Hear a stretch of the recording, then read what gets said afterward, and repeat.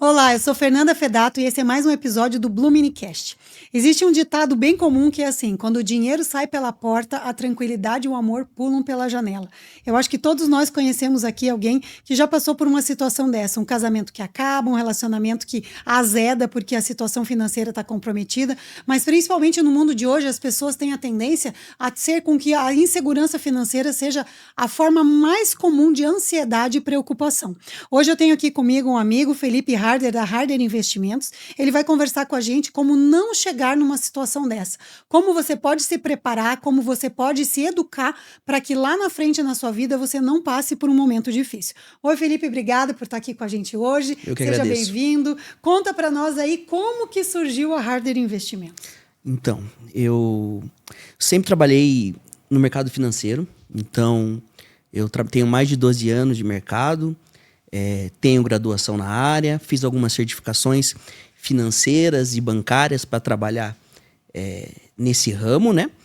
E a Harder Invest veio de uma paixão que eu tenho pelos produtos financeiros, um produto específico, que nós trazemos soluções financeiras através do consórcio.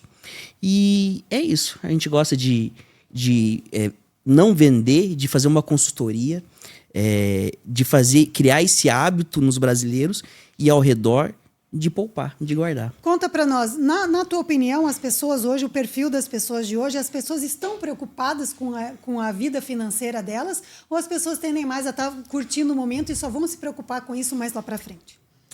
É impressionante porque principalmente na minha vida de bancário, de gerente de banco, percebe-se que quanto mais velho a pessoa de idade menos ela está preocupada. Então, isso vem muito dos mais jovens, e isso também interfere muito na educação, né? Então, isso está altamente ligado com pessoas instruídas ou não. Então, isso eu creio que tem melhorado com o passar das gerações. Então, hoje você vê jovens aí, adolescentes até, criando poupança, guardando, nem que seja até muitas vezes em criptomoedas, em investimento, coisas que eu tenho 33 anos, na minha adolescência não existia e nós não tínhamos essa cabeça. Então eu creio que a geração que está vindo vai ser muito melhor do que a minha, do que a dos meus pais, dos meus avós e assim por diante. Uma ideia que eu tenho, né, tendo morado fora do país também, é que nos outros países existe muito a cultura da educação financeira. Então, já na escola, as pessoas começam a ter noção do que é guardar, do que é poupar, do que são impostos, né? Então, as pessoas chegam à vida adulta um pouco mais preparadas em relação a dinheiro. E eu não vejo isso aqui no Brasil. Como que você acha que essa falta de cultura relacionada à saúde financeira acaba afetando hoje a vida de tantos brasileiros? Porque a estatística hoje é que 72 milhões de pessoas hoje no Brasil estão inadimplentes. Como que você acha que essas duas coisas estão relacionadas? Totalmente, né? Existem estudos que apenas 16% das crianças são educadas financeiramente. O estado do Paraná é um diferencial no Brasil, que existem a matéria de educação financeira nas escolas e no currículo extracurricular. Então, mas na maioria dos estados e das cidades do Brasil não existem. Eu mesmo, quando eu era criança, não tive nenhum tipo de educação financeira, nem nas escolas, nem no ensino fundamental, médio, ou até mesmo na graduação. Porque na graduação nós aprendemos contabilidade, direito empresarial, como abrir uma empresa, mas o básico muitas vezes não é falado. Então, isso, como eu falei anteriormente, isso tem mudado nas escolas, mas o que eu vejo e que me preocupa muito muitas vezes a iniciativa privada tem que começar isso. Não vem algo dos municípios, do estado, mesmo estadual, até mesmo federal, nas escolas, né? Falando um pouco mais do estado do Paraná, isso acontece, mas nos outros eu não percebo e nem vejo, né? E como que surgiu esse amor pelo dinheiro, esse amor pelas finanças? Conta para nós. Na verdade, eu sempre tive o prazer de trabalhar com pessoas, de relacionamentos, de poder vender. Então, vender tempo é muito bom, é prazeroso, trazer soluções através do dinheiro. emprestando, ou captando, ou pensando no futuro. É uma forma que, com o passar dos tempos, me cativou e eu aprendi a fazer e gostar. Como que a saúde mental está relacionada com a saúde financeira? É algo, eu acho que é mal do Brasil, mal do brasileiro, muitas vezes não encarar de frente isso, né? Eu tive algumas situações no banco, de pessoas, meses, anos, endividadas, totalmente atoladas, e falava que não entrava no aplicativo do banco há 6 meses. Então, aí eu perguntava, mas por que o senhor não abre o aplicativo do banco? Não, que eu já tô muito devendo, eu sei que eu tô devendo muito, eu não quero nem abrir. E as pessoas deixavam passar os dias. Se eu não olhar, vai desaparecer aquilo. Se eu excluir o aplicativo, apaga a dívida, né? Uhum. Então, mais ou menos assim. Tive um caso de um policial federal que ele chegou pra mim, quando eu era gerente de pessoa física, e falou assim, eu tô com um problema na minha conta. E eu olhei, porque o jeito que ele falou isso foi diferente. E eu perguntei assim, o que aconteceu? Tem dinheiro na tua conta que não deveria estar? Ele, sim, tem dinheiro na minha conta que não deveria estar. Eu comecei a investigar o extrato deles, a movimentação, e eu percebi que casos de 7, 8 meses atrás, ele fez um consignado por telefone, 7, 8 meses atrás, que ele não lembrava e tinha dinheiro, e tinha entrado dinheiro na conta dele. Uhum. E ele achava que estava 40 mil negativo, e ele estava lá com 40 mil positivo. Então ele não sabia, ele não lembrava que ele tinha feito um empréstimo por telefone, e durante esses 8 meses ele não havia consultado o extrato bancário. É impressionante. A gente pega caso também de marido e mulher que um deve e o outro não sabe, ou que um gastou e não falou pro outro. A infidelidade financeira é uma realidade, então. De marido e mulher, um ou outro, chegar e pedir para eu excluir algum lançamento do extrato, porque não queria que o marido soubesse, né? Então isso é algo muito comum. E como que esse problema com a saúde financeira influencia na vida no dia a dia? Mentalmente, principalmente, é muito forte, né? Então, eu acho que todo mundo já, principalmente quem trabalha com comissão, já recebeu um dinheiro a mais ou participação dos lucros e percebeu que o dia foi mais feliz, né? O dia foi mais leve, com os colegas de trabalho, com os amigos, com os filhos e com o cônjuge, né? Então, influenciar, isso é muito evidente na vida das pessoas, né? Então, o dinheiro faz parte do dia a dia. Então, o dinheiro não traz felicidade, mas quando você tá doente, o dinheiro não vai resolver a sua doença. Mas é muito melhor você ter um dinheiro para fazer um tratamento melhor, para estar num hospital melhor, fazer o exame, do que não ter esse dinheiro e estar com a doença do mesmo jeito. E esse ditado ainda, levando nessa situação de relacionamento, você via isso muito no teu dia a dia, que quando a situação financeira ficava pior, o relacionamento entrava em crise, as pessoas se distanciavam, é uma realidade isso? Eu acho que ficou mais evidente ainda na pandemia, né? Então, ocorreram muitos divórcios, né? Isso ficou muito evidente, muitos estudos falando que, claro, que às vezes o casal não ficava em casa e começou a ficar, mas também foi acho que desde a Segunda Guerra Mundial foi a maior época de crise financeira em todo o mundo, não só no país. Então, quando acaba o dinheiro, muitas vezes acaba o amor, né? Infelizmente. Então, isso ficou evidente na pandemia. Então, isso é algo que tem que ser conversado entre o casal. Eu acho que para pessoas que estão namorando, é algo que tem que ser discutido antes, até mesmo do casamento. Quem vai pagar o quê? Quem vai ficar com cada conta? Como lidar com o dinheiro? Como lidar, porque às vezes é algo que não é tratado ou é algo que joga por baixo do tapete e quando casa fica mais evidente, né? E quando há uma discrepância, né, da forma como as pessoas tratam e lidam com o dinheiro, eu acho que as pessoas falam sobre vamos ter filhos, não vamos ter filhos, vamos morar aqui, vamos morar ali, mas a conversa sobre dinheiro é uma conversa difícil. Por que é uma conversa difícil para um casal? As pessoas que não querem encarar a realidade, né?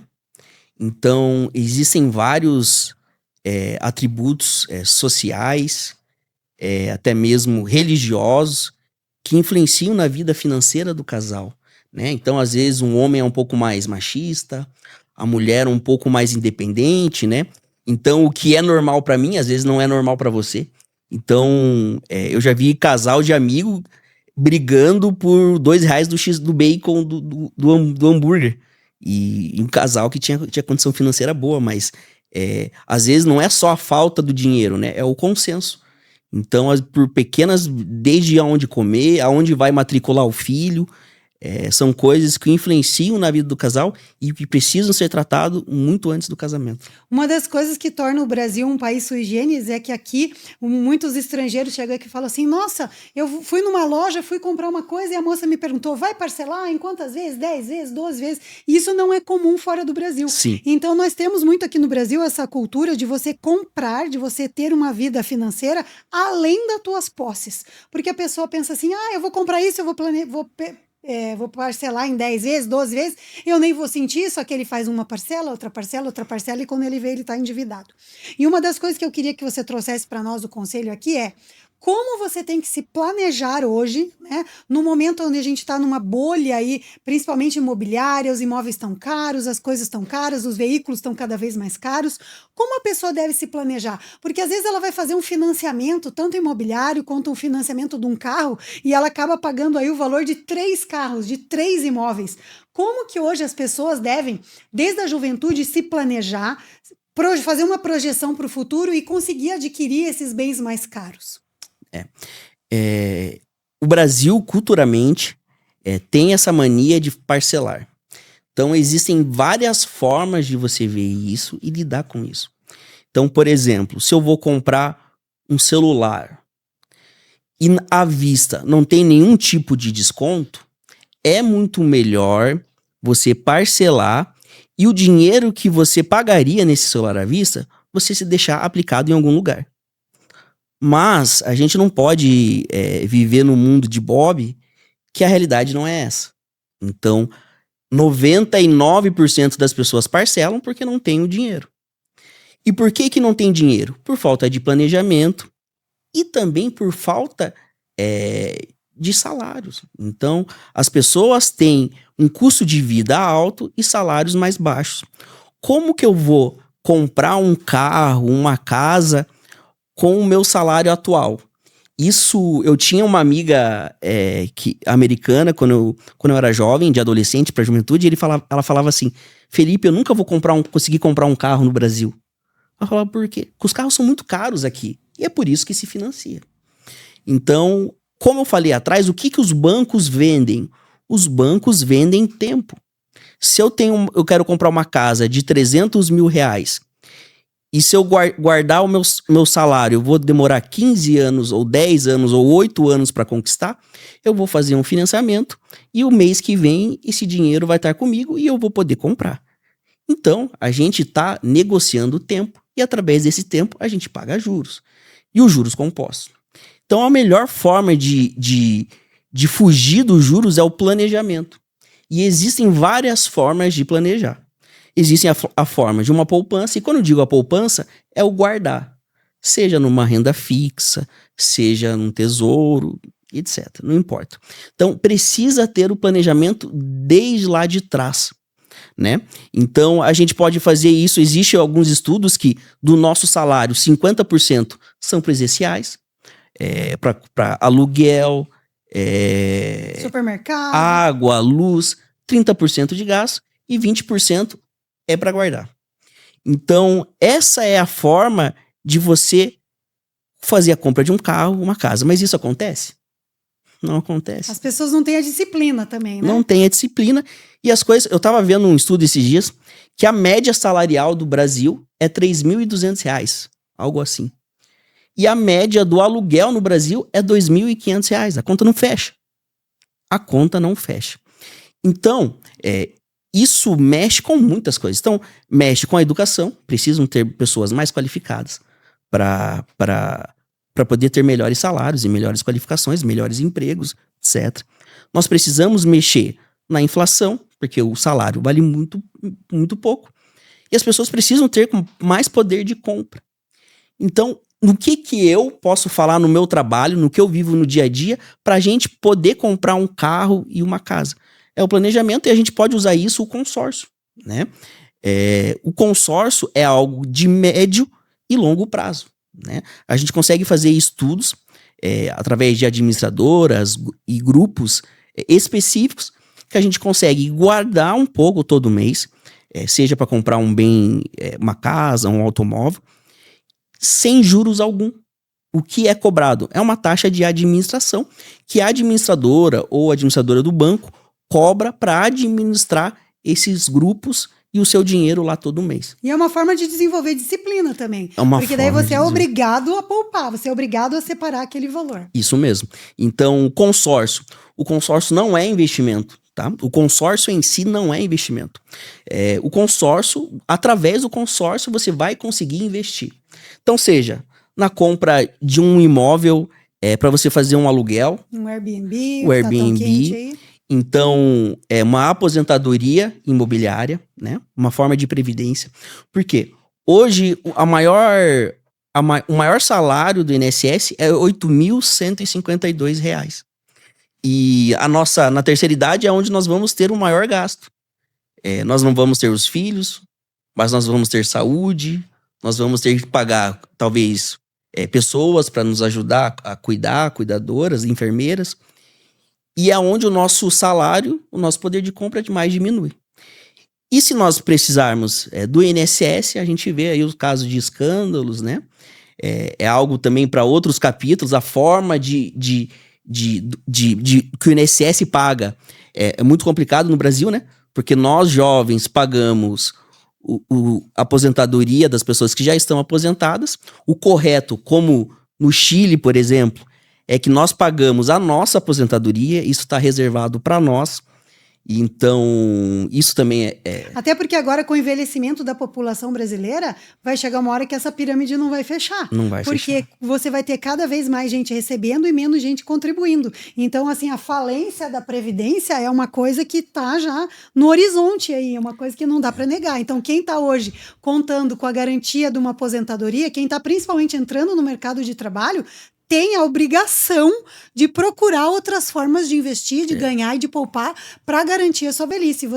Quando você faz esse acompanhamento, que você diz que é a tua consultoria, ela faz um estudo, né, da pessoa, o que ela pode fazer, o que ela pode ter aí para garantir a segurança e a saúde mental dela no que se refere a dinheiro. O que você diria hoje que é a preocupação maior dessas pessoas? É ter realmente uma segurança na velhice ou é ter uma qualidade de vida ao longo desse percurso? Depende muito do perfil do meu cliente. Então, eu preciso saber, infelizmente, a renda dele. Eu preciso saber qual é o futuro dele, o que ele planeja para o seu futuro, qual o valor de imóvel ou carro ele quer comprar, ele sonha em comprar, e principalmente quanto que ele pode guardar por mês. O perfil de gasto, no caso, né? Isso mesmo. Porque as pessoas, é engraçado, às vezes a gente pega, então, somente quando a gente faz algo, a gente vai fazer uma prospecção mais ativa e a gente pega clientes através de tráfego pago e tudo mais, às vezes o cara fala assim, quero comprar um carro de 150 mil e pagar R$1.000 de parcela. Isso não existe, né?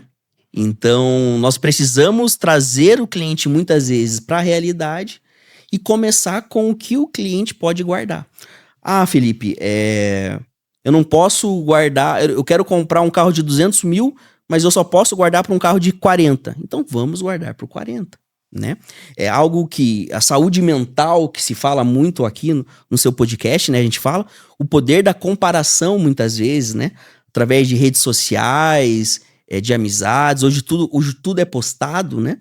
Então a gente tem que saber a nossa realidade, muitas vezes dar um passo conforme a nossa perna e às vezes pisar no freio. A gente não pode vender fantasias, então você não vai comprar uma casa de R$1 milhão pagando R$1.500 de parcela.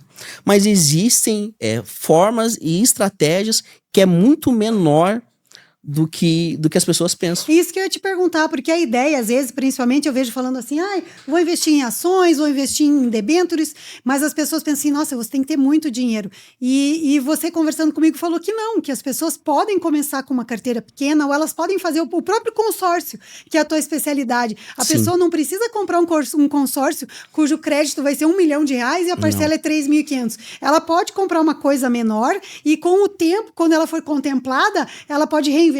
Como é que funciona esse mundo do consórcio? Conta pra gente. Eu acho interessante a gente falar Porque você não pode ter os ovos tudo na mesma galinha, né? Então eu não vou vir aqui falar que o consórcio é o único bom investimento que existe, porque não é verdade.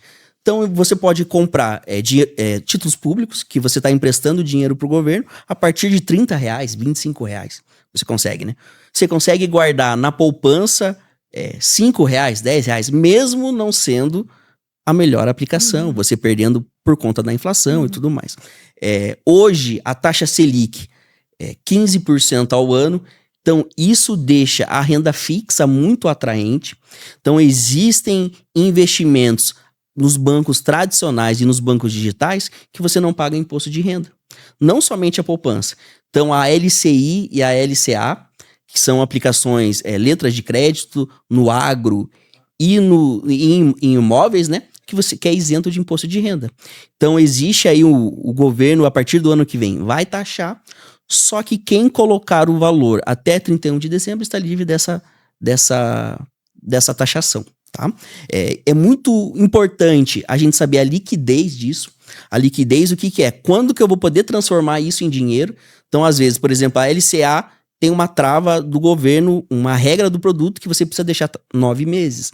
A poupança tem que esperar 30 dias. Se você deixar na poupança 29 dias, você tira antes, você vai perder todo o rendimento daquele dia. Já no CDB tradicionais, que tem imposto de renda, os juros é diário. Então, todo dia que você está deixando lá, há um pouco de juro. Títulos públicos já é algo mais a longo prazo. Então, existem até títulos de 30 anos, 35 anos. Fundos imobiliários também? Fundos imobiliários, e assim vai. Então, a gente precisa diversificar, ver aonde eu posso correr esse risco, normalmente lá 20%, dependendo se a pessoa é conservadora ou não. Isso vai chegar, por exemplo, tem uma ação, a gente compra em baixa, chegou na máxima, nós tiramos isso e colocamos na renda fixa. Esse é o correto. E aí entra também o consórcio, porque assim como eu posso guardar lá no título público R$35, eu posso comprar uma carta de imóvel de R$110 mil numa tabela reduzida com R$290 por mês. Tá? E você pode falar assim, Felipe, você não se compra nada com R$110 mil. Sim. Mas existem algumas formas de alavancar isso através de algo que a gente chama de alavancagem patrimonial e alavancagem financeira. Alavancagem patrimonial, eu vou falar da forma simples. Sim, claro. Desses R$110 mil. Então, por exemplo, você, com certeza, com 110 mil você não compra. Só que, por exemplo, você pode comprar um apartamento de R$300 mil na planta, pagar uma parte parcelada antes mesmo de entregar esse imóvel, alienar o seu imóvel quando ficar pronto através da carta contemplada e dar um carro que você tem e você vai comprar lá um apartamento de 280 a 300 mil reais, já é um apartamento de classe média baixa, classe média, então você já consegue comprar um bem ou um estúdio. Então, com uma carta de 110 mil reais, você consegue fazer uma alavancagem patrimonial. Então, vamos dizer que eu tenha feito toda essa estrutura para comprar um estúdio no centro, de 25, 28, 30 metros quadrados. Esse estúdio vai me render, falando por baixo, 7 mil reais. Com esses 7 mil reais, eu posso pagar o consórcio e vai me sobrar dinheiro para eu fazer outro consórcio. E assim eu vou fazendo infinitamente. Outra forma é a alavancagem financeira. Como que funciona a alavancagem financeira? Eu vou, através de um estudo, ver grupos que eu consiga contemplar essa carta sem colocar nenhum tipo de recurso próprio, somente com a carta. Então, por exemplo, eu trabalho com uma administradora que a cada assembleia você tem 3 formas de ser contemplado. Um pelo sorteio normal e outras 2 formas pelo lance fixo fidelidade, que quando você paga 6 meses ou 1 ano, você participa de de um sorteio separado, tá? Então, o que nós fazemos? Nós contemplamos essa carta com o próprio lance embutido, através do lance fixo, e nós temos parcerias que nós conseguimos vender essa carta contemplada no mercado secundário que nós chamamos. Então, por exemplo, eu tenho clientes que claro, pagam R$290, você tem correr o risco, né? Você pode ter a sorte de ser contemplado no primeiro mês. Mas nós não vendemos isso. Você pode ser ou não. Então, por exemplo, se você pagar 2 anos de consórcio, você vai ter pagado 6.800, 6.890, por exemplo, e a gente contempla daqui 24 meses. Essa carta contemplada no mercado vale de 25% a 30% sobre o valor do crédito. Então, resumindo, você pagou R$6.900, vamos arredondar, e a gente pode vender essa carta por R$30 mil.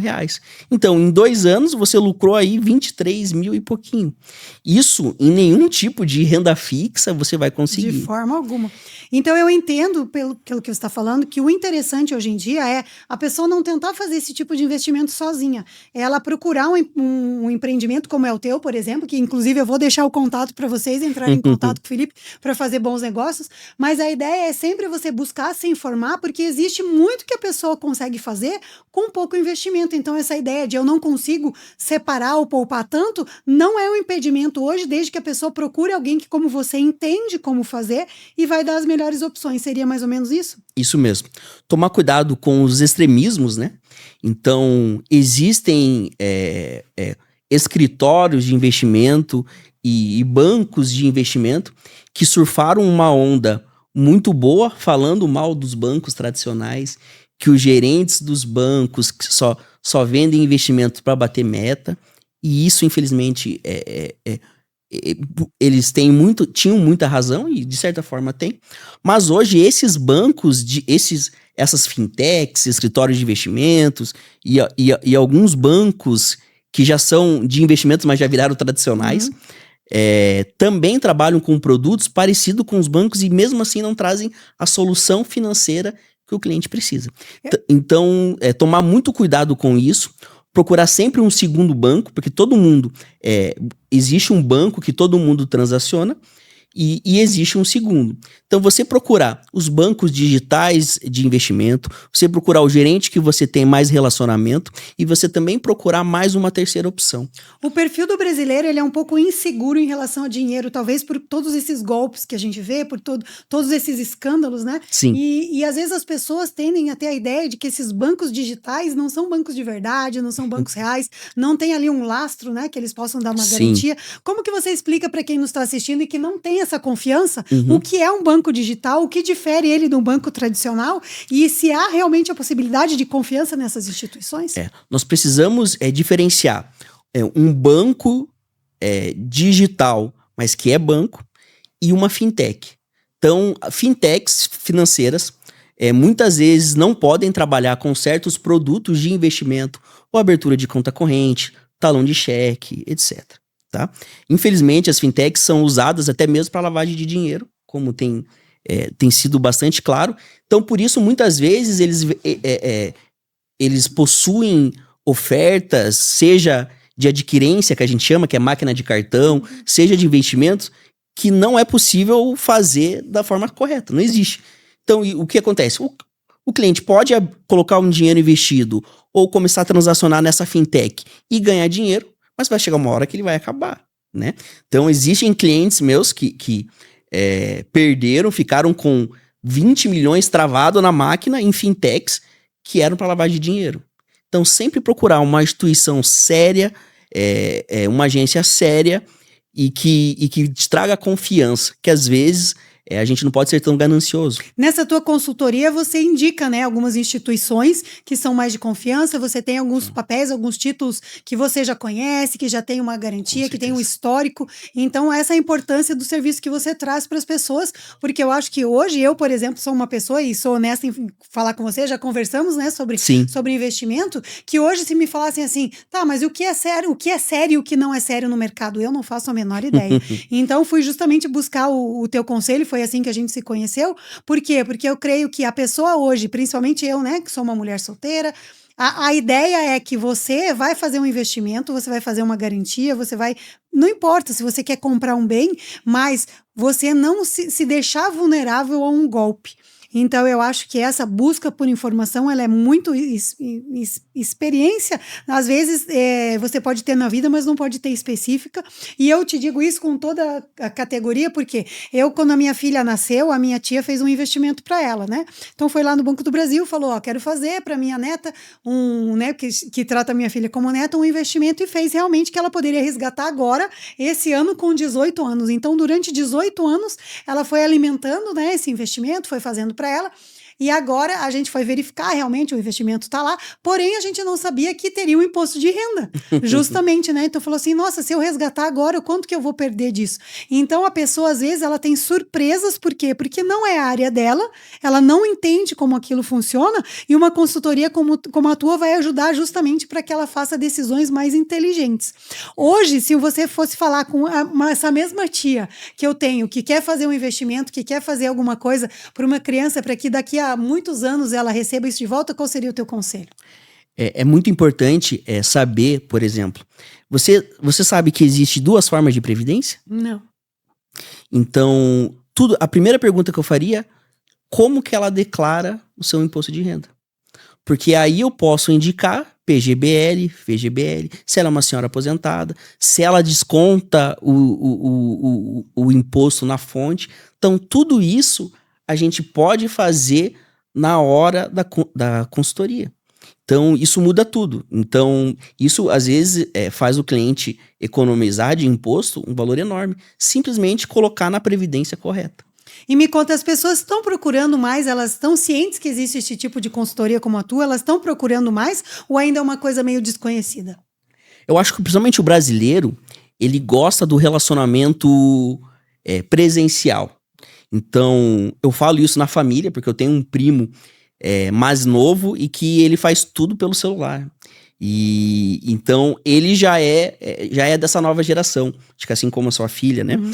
Mas o pessoal dos 35 a 40 para mais gosta muito desse relacionamento. Eu acho importante, né? Pessoal, isso. A ideia que eu tenho também, e me corrija se eu estiver errado, às vezes eu sempre falo, né, que a gente não consegue conhecer tudo de tudo. Às vezes a gente tem ideia de que a pessoa precisa ser, assim, um grande empresário, ela ter um dinheiro, assim, uma reserva grande para ela conseguir fazer um investimento. Você acha que hoje uma pessoa que quer investir num consórcio, como você é especialista, por exemplo, a partir de quanto ela já consegue fazer um investimento? Então, assim, existe um consórcio, como eu falei, de 110 mil reais, que a partir de 290 reais ele começa a guardar. Esse 290 reais é na parcela reduzida, tá? Então, o que acontece? Quando a pessoa for contemplada, essa parcela vai aumentar. Vamos dizer que vai dobrar essa parcela, porque existem formas de parcela reduzida e existe a de 50%. Então, quando ela for contemplada, ela vai dobrar. Mas existem algumas situações. Mas mesmo assim, mesmo que dobre 580 reais, é uma coisa fazível, digamos assim. Isso mesmo. Claro que existem isso para outros valores, mas, por exemplo, se ela estiver fazendo uma alavancagem financeira, na hora que contemplar e for aumentar, você tem que concordar comigo que ele vai vender essa carta. Então, ele não vai ficar com essa parcela. É o cliente que ele vai vender. Se ele tá pagando uma meia parcela porque ele paga um aluguel e ele precisa pagar uma meia parcela para ele ter condição financeira de pagar o aluguel e pagar esse consórcio. Ele torce para não ser sorteado. Mas se ele for contemplado, ele vai poder comprar e ele vai deixar de pagar esse aluguel e vai pagar somente o consórcio. E se ele comprar para investimento? Quando ele contemplar, ele vai conseguir comprar o seu estúdio, vai alugar. Eu não tenho tempo, Felipe, de ficar mexendo com Airbnb, com gente que quer se hospedar. Existem empresas hoje que, como se fosse imobiliárias. É um hub, né, de Airbnb. Isso, startups no mercado que fazem esse gerenciamento para você e que você fica somente, você vai pagar uma parte, claro, mas que fazem todo esse processo para você. Então, existem formas de facilitar esse acesso. Eu acho que é o crédito mais fácil, é o crédito mais, fugiu a palavra até, mais para todos, enfim. Democrático. Isso, é o acesso ao acesso, é o acesso ao crédito mais democrático que existe. Por quê? Entre outras formas do consórcio, que aí a gente já vai entrar em outras formas, o que a maioria das administradoras fazem? Elas olham Serasa, SPC, eu já estou falando da aprovação do crédito, né? Serasa e renda. Se essa pessoa tem lá 30% para pagar e está com o nome limpo, o crédito vai ser aprovado. Os bancos não trabalham assim. Então, os bancos veem histórico de crédito, a gente chama no mercado de Bacen, né? Então, às vezes, ele está comprando uma casa com 35 anos, mas quando ele tinha 18 anos, ele teve uma dívida de R$300 no cartão de crédito e deixou caducar. E isso os bancos conseguem ver, né? Às vezes, você tinha uma dívida de R$1.000 no banco A e quitou essa dívida por R$200, você nunca mais vai conseguir pegar nenhum tipo de crédito nesse banco. Teu nome tá lá no registrato, bem bonitinho. E nunca mais. Então, e isso não é falado, né? E nem pode falar, o gerente não pode falar. Então, quando ele vai, às vezes, ele nem lembrava que tinha conta, ou às vezes ele financiou um sofá e esse boleto era do banco A. Ele não pagou, esqueceu ou pagou atrasado. Isso vai aparecer. No consórcio não tem isso. Muitos empresários, às vezes, eles vão fazer algum crédito subsidiado nos bancos e o gerente dele fala assim, eu preciso que durante 6 meses você não aumente seu endividamento. Não mexa, não financie carro, casa, nada. Mas com um consórcio, ele consegue. Porque isso não aparece, o banco não consegue ver.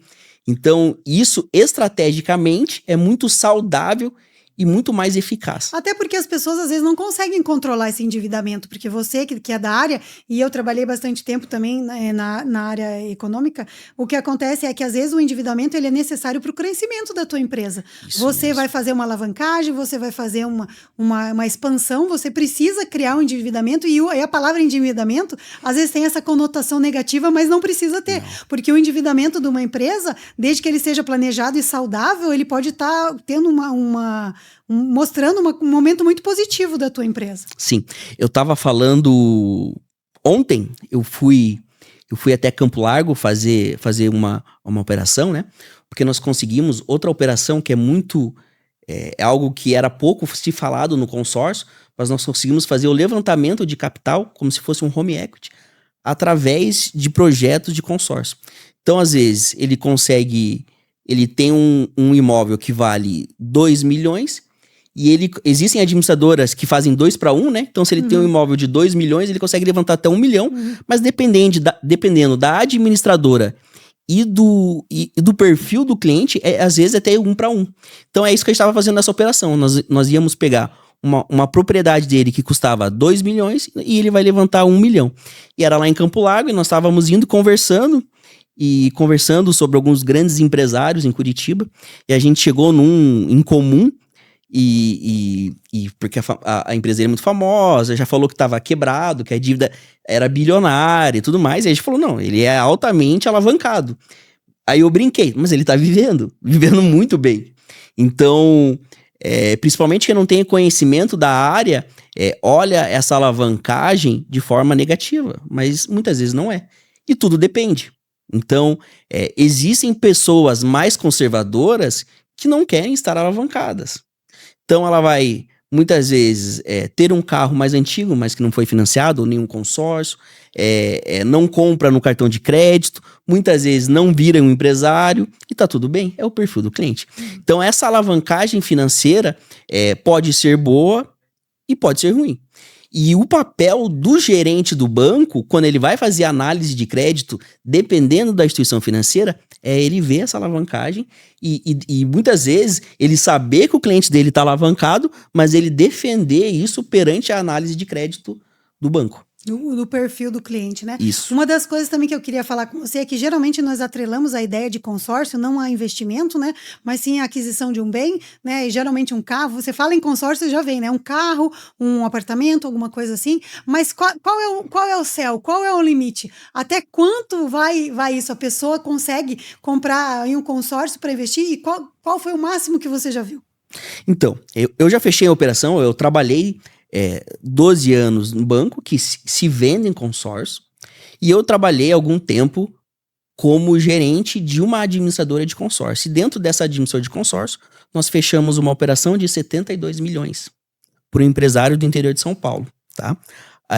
A minha maior venda, inclusive foi feita hoje, eu vendi 8 milhões e 500 mil reais para um cliente que quer levantar de capital de giro R$3.500. Então é um projeto estruturado, que nós pegamos uma quantidade X de cotas e ele vai começar com 100 mil reais, nós vamos contemplando o dinheiro, vamos dizer assim, que ele contemplou com 600 mil, no primeiro mês ele contemplou 1 milhão. Ele vai pegar esse 1 milhão, nós vamos alienar uma propriedade, esse 1 milhão vai voltar, ele vai pegar os 600 mil, os mesmos 600 mil que ele deu de lance no primeiro mês, ele vai dar no segundo mês. Vai contemplar 1 milhão, vai voltar 1 milhão, ele vai pegar mais 400 mil, separar, vai ficar com 800 separado, e vai pegar os mesmos 600 mil lá do primeiro mês e vai dar o lance. E assim, depois de 1 ano e meio, nós vamos levantar 3 milhões de reais. E você vai me perguntar assim, Felipe, qual que é a taxa disso? A taxa administrativa. O custo efetivo total dessa operação, 0,61 ao mês. Se você comparar com outros tipos de investimento, não tem a menor chance. É um crédito muito barato, né? Então, é um crédito que nem mesmo Pronamp, linhas de crédito subsidiadas pelo governo, tem. Então, são linhas parecidas com o agro. As pessoas esquecem que esse tipo de produto que os bancos vendem, na verdade, você está comprando dinheiro. Né? Então, essa compra de dinheiro e as regras da compra de dinheiro, seja você comprando ações, você participando de qualquer tipo, sempre vai ter um custo. Né? Então, as pessoas têm um pouco de preconceito e dizem assim, mas vou comprar um consórcio, tem uma taxa, tem isso, mas todo tipo de movimentação financeira, ela vai ter um custo. E qual que é o custo do dinheiro? O custo do dinheiro é a taxa Selic.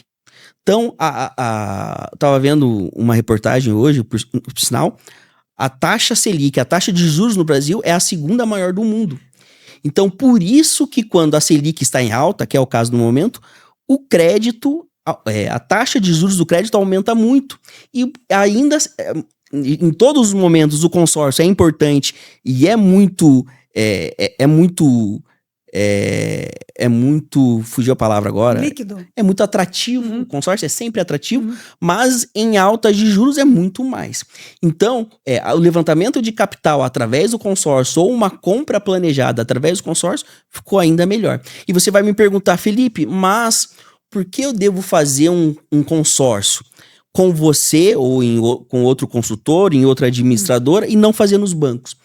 Porque o levantamento de capital através do consórcio, capital de giro, os bancos não fazem.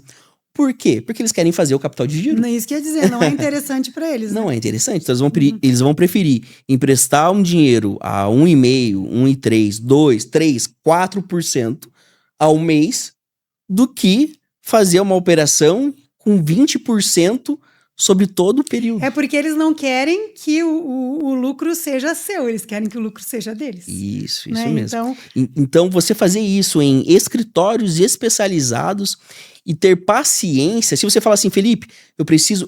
Isso como empresário, né? Felipe, eu preciso do dinheiro para daqui 3 semanas. Você deve ir no banco e fazer um capital de giro, infelizmente. Aquela proporção que eu fiz em relação ao tempo é isso. Então, o tempo é muito curto. Então, o consórcio é um investimento planejado, né? Não é um investimento emergencial. Isso. Então, mas, por exemplo, você pode fazer um crédito no banco e fazer um projeto estruturado comigo, pegar esse dinheiro, alienando um imóvel e liquidar essa operação no banco com uma taxa. Você pode pegar um pouco mais, né? Você injeta no teu negócio, mas parte disso você já faz um investimento e retroalimenta a tua pegada de dinheiro. Isso é uma coisa muito interessante e isso eu ia falar com você, que uma das coisas que me chamou a atenção no teu perfil foi que a Harder Invest é um case de sucesso aí. Vocês têm aí um resultado significativo, impressionante até, desde que você abriu a empresa. E é uma pessoa que eu posso dizer que tem esse cuidado, né, de entender o cliente. Você não está vendendo por vender, não está colocando goela abaixo lá da pessoa, compre, você instrui a pessoa, você procura buscar qual é a melhor solução para ela, e eu acho que isso é um diferencial que eu vejo na Harder aí. Então, o nosso primeiro mês, sem nenhum vendedor, somente eu trabalhando sozinho, que foi o mês inicial, foi mais de 2 milhões de créditos comercializados. Então, nós trabalhamos com 4 administradoras lá. Então, cada administradora tem um perfil. Se você falar assim, Felipe, eu quero fazer um consórcio hoje e eu quero embutir um lance embutido, que é você deduzir da própria carta e pegar na próxima assembleia, mês que vem, eu vou te falar X administradora. Felipe, eu quero usar o consórcio como investimento a longo prazo. Eu vou falar outra administradora. Então é altamente personalizável. Isso. Então, é o cliente que vai me dizer. Isso é muito importante também, porque muitas vezes você vai num escritório ou numa loja bonita e que trabalha com somente uma administradora. Então, muitas vezes, essa administradora é muito boa, só que não tem o perfil que você precisa.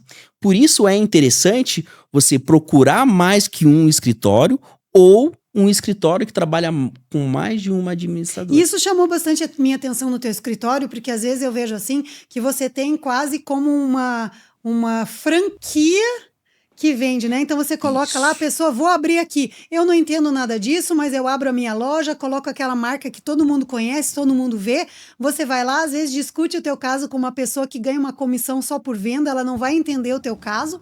E você não, na Harder eu vejo que você faz pessoalmente todas essas análises, você estuda caso a caso, e isso eu acho que é uma segurança para quem está indo até você, porque ele não vai nessa franquia, nesse fast food do consórcio aí, consumir um produto, às vezes, de uma pessoa que só quer receber a parte dele e não quer efetivamente fazer o melhor para você. Foi sempre o teu intuito ter essa estrutura reduzida, essa estrutura enxuta para que você mesmo possa analisar caso a caso? Sim, então a personalização com o cliente, isso é algo que precisa estar sempre no negócio, né? Então, nós trabalhamos nós não falamos que indicação, nós trabalhamos muito com recomendação, porque se você trazer a forma de indicação e recomendação é diferente. Indicar... Qualquer um indica. Eu quero uma pizzaria. Eu passei ontem na rua tal e eu vi uma pizzaria lá. Nunca comi a pizza deles, mas vi que tem uma pizzaria lá. A pizza é boa? Às vezes eu comi a pizza, mas não, Agora, você fala assim, eu recomendo pizzaria tal. Adoro aquele sabor X, eles cortam a pizza da forma que eu gosto, a embalagem vem assim, a entrega é super rápida, a recomendação é diferente. Então, Felipe, eu não posso ir até o teu escritório, eu vou até a empresa do cliente, até o trabalho, até a casa. Então Felipe, eu moro em outra cidade, porque nós comercializamos esse produto em todo o território nacional. Então, a gente faz um vídeo, a gente faz por vídeo, por ligação. Então, até mesmo existem administradoras que não atendem nacionalmente. Então, às vezes, ele é de uma região que tal administradora não trabalha, então nós temos que fazer com outra administradora, né? Então, já puxando esse gancho, hoje o consórcio, ele é Banco Central, ele regulamenta. Então, é importante você entrar no site do Banco Central, ver as administradoras com números de reclamações, né, de reclame aqui. Isso é muito importante também. E aí, já voltando para os escritórios, a gente brinca no meio que vender consórcio todo mundo vende. Contemplar já não é com todo mundo. Então, preciso procurar escritórios que contemplem, que façam o pós-venda. Por quê? Porque, eu nunca contemplei. Mas, por exemplo, um detalhe importante. Se você pagar o teu boleto do consórcio um dia atrasado, você já não vai ser contemplado. Mesmo que você seja sorteado, você não vai ter acesso ao crédito porque você pagou atrasado. Se você comprar num escritório específico e que faça esse acompanhamento, essa gestão da carteira é muito importante. Uma das coisas também que a gente volta ali no tema da saúde mental e principalmente na saúde mental das pessoas mais jovens, dos casais, é que se você tiver esse tipo de assessoria, você é recém-casado, você consegue se planejar, vocês conseguem poupar juntos, vocês conseguem alinhar aí as expectativas e construir um patrimônio. Então eu acho que as pessoas hoje em dia que são mais conscientes, que estão mais aí na vanguarda da consciência financeira, elas vão ter aí uma saúde mental, uma tranquilidade, tanto familiar quanto pessoal das suas finanças, planejada, e que você já imagine se você consegue ter esse tipo de entendimento, você consegue ter esse tipo de habilidade e controle com o seu dinheiro. Se você fizer isso sozinho, ou com o seu par, ou para um filho, não importa para quem você vai fazer, você a longo prazo você vai ter uma tranquilidade que eu acho que hoje a gente não pode depender somente principalmente da Previdência, porque isso daí ninguém tem mais nenhuma garantia que vai ser salubre aí para frente. Então, assim, eu espero que vocês, como eu, tenham tirado várias dúvidas. Vou deixar os contatos do Felipe e todos os dados aqui da Harden Invest para vocês. Agradecer, nossa, foi super interessante para mim, porque eu realmente não conhecia. Tô conhecendo mais, vou te fazer mais várias perguntas. Se vocês também tiverem perguntas para o Felipe, deixem aqui. E queria te pedir que você olhasse para a câmera e deixasse um último conselho aí. Para quem hoje quer fazer um investimento em consórcio, qual é o primeiro passo? O primeiro passo é procurar a administradora correta. Administradoras sérias, procurar reclamações do Banco Central, reclame aqui, esse é o primeiro ponto. Segundo, procurar escritórios de procedência. Então, ver se os profissionais que estão lá estão altamente certificados, são sérios e procure recomendações. Pessoas de confiança que já tenham feito negócio e de preferência com a Harden. Fico à disposição, é um prazer sempre atender vocês e espero encontrá-los em breve para poder fazer mais negócios e comece hoje. Uma recomendação, comece hoje, não importa. Não importa se é com R$10, com R$20, R$50, não importa se é uma carta de R$80 mil ou de R$800 mil, não importa. Comece já, não deixe para amanhã, porque amanhã pode ser tarde. Não desperdice esse conselho. Um beijo, até a próxima. Abraço, tchau, tchau.